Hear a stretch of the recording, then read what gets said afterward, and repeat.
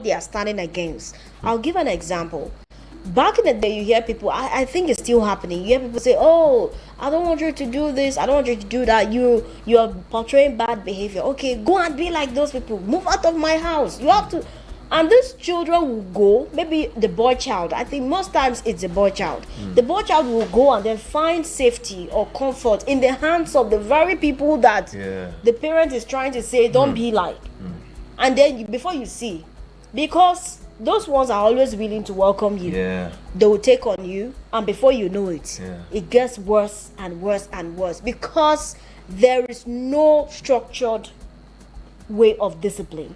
You are disciplining the person because you are angry, you are using that anger, and at the end of the day, you are making them more vulnerable to what you are trying to prevent. And at the end of the day, what you fail to teach your child and how you teach your child will still learn it somehow, and will learn it the wrong way from strangers to start with. So I think that no matter what we do, today we've known that it is important that we must do things the right way. Sometimes you could do the right things the wrong way.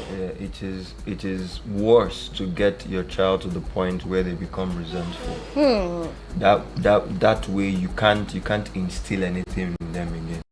That's because true. they don't feel as though they are safe with you. This key is very important, because our dear parents, with all due respect, in this side of Africa or in this side of the world, usually take it the extra mile.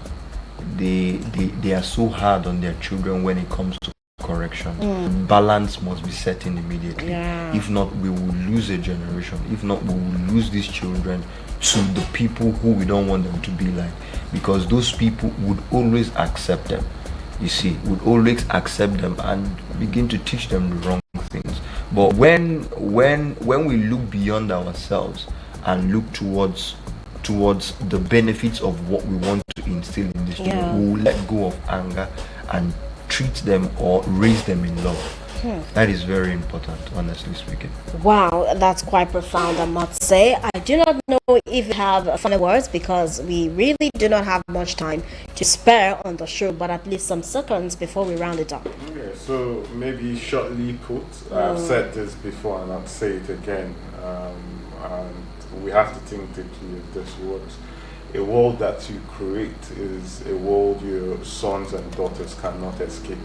For a lot of us, we just feel like when we get it right ourselves, right? That's all that it takes.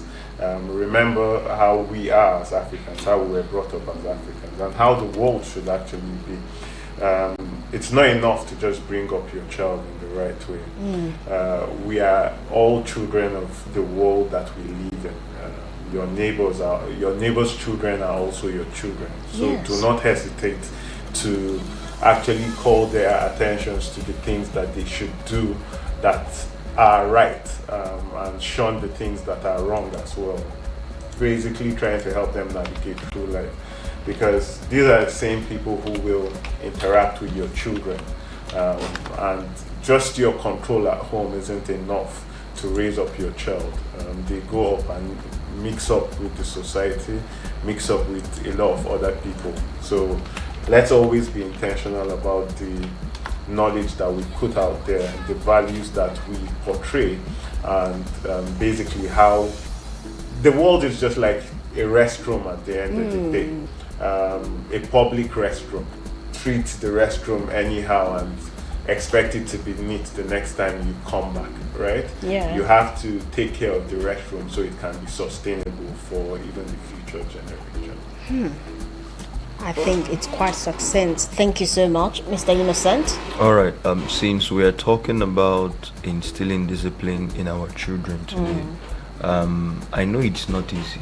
I know the world we find ourselves in, the economic state of the country currently, the way things are, I know it's not easy. Sometimes it is difficult to do these things that we're saying. Believe me, I know what I'm saying. But I would really like to encourage us, dear parents, dear teachers, dear adults, whoever it is, wherever you are. I want us to really be intentional about the nation. When we are intentional about the nation, we'll be intentional how we influence the people who make up the nation. When we are intentional about the nation and what it would look like, we'll be intentional about how we influence the people who make up the nation. And one of those people, or a very important cadre of the people who make up the nation, are our children. So we must be very intentional about how we influence them, because whatever we give to them, they will definitely give back to the country. They will definitely give back to their environment. And in turn, that is what we call a nation. So please and please, wherever you are, be intentional. Be intentional. Be a nation builder. Don't be a nation destroyer.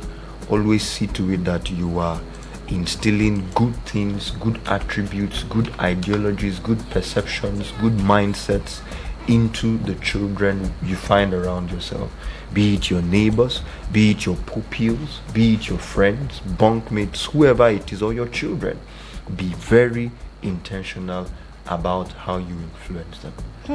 Intentionality is very important, and of course doing the right thing the right way. And one thing I pick up from here is the fact that it takes a village to raise a child. It takes a village. It's not just the biological parents that have a responsibility, but the society at large. Because if you say, oh, it's the child of that person, that child that you say is the child of that person will end up ruining the child that you think, your own child that you think you are training today, because they are still going to make somehow, in whatever form of socialization, they are still going to meet somehow. So I think at the end of the day, when we see the next person's own as our own, it helps us to build a collective mindset, and that way we can build a community and of course a society that works for all. Thank you so much, Mr. Kamal and Mr. Innocent, for coming once again right here on the National Core Values. It's always a pleasure listening to you, and I'm hoping that Nigerians do not just listen for listening's sake, but also to inculcate some of these things so that we build a nation that will thrive for all of us. Thank you so much. Thank you.